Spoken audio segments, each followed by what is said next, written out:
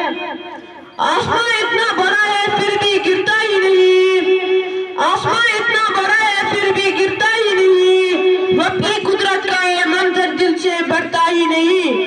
अस्सलाम वालेकुम व रहमतुल्लाहि व बरकातुहू।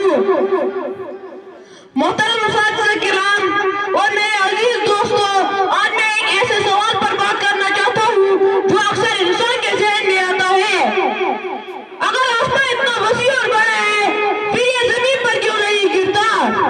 जब हम आसमान की तरफ देखते हैं तो हमें अपने खालिक मालिक रब की अज़मत का एहसास होता है, जिसने पूरी कायनात को एक बेहतरीन निज़ाम के तहत कायम रखा हुआ है।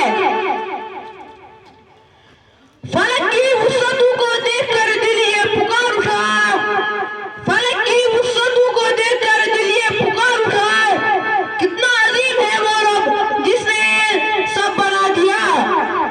न शुतू कोई न कोई सहारा नजर आया, न शुतू कोई न कोई सहारा नजर आया, फिर भी कायम है फलक, रब ने इसे थामे रखा।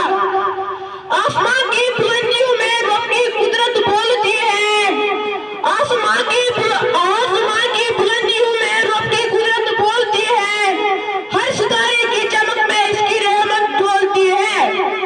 कुरान मजीद में अल्लाह ताला फरमाते हैं, और वही आसमान को जमीन पर गिरने से रोके हुए हैं मगर इसके हुक्म से। इसका मतलब है कि अल्लाह ताला आसमान को जमीन पर गिरने से रोके हुए हैं। मुसलमानों के अकीदे के मुताबिक आसमान का कायम रहना अल्लाह की एक अजीम कुदरत की निशानी है। जब इंसान नीले रंग के आसमान की तरफ देखता है तो इसके दिल में एक सवाल पैदा होता है कि अगर आसमान इतना वसी और बुलंद है तो फिर ये जमीन पर क्यों नहीं गिरता? ये सवाल सदियों से इंसान को हैरान करता आया है।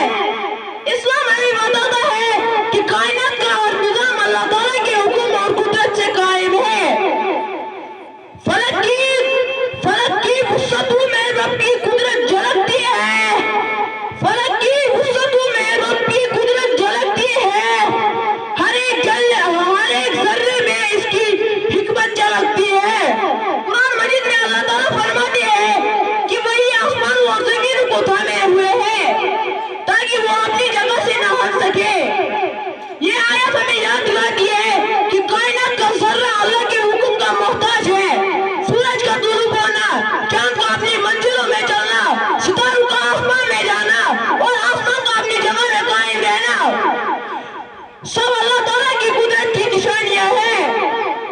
चांद सूरज कहकशाएं सब इसके हुक्म में, चांद सूरज कहकशाएं सब इसके हुक्म में, कायनात में क्या इसकी बड़ी पहचान है।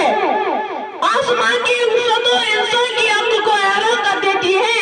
जदीद साइंस ने कायनात की बेशुमार राज दरियाफ्त किए हैं, लेकिन जितना इल्म बढ़ता है इतना ही इंसान को अपने खालिक की अज़मत का एहसास होता है। मुसलमान इस अजीम निज़ाम को अल्लाह ताला की हिकमत और कुदरत की दलील समझते हैं।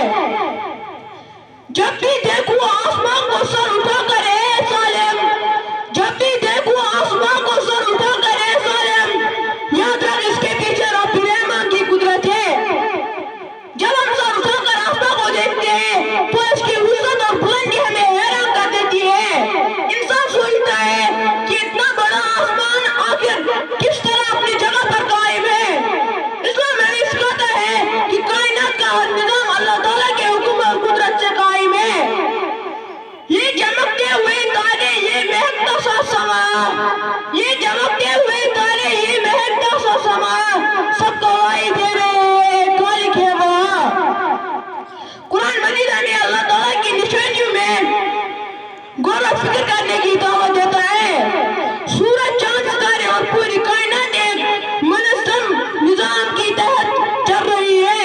ये सब अल्लाह ताला की अज़मत और हिकमत की दलील है। जो रब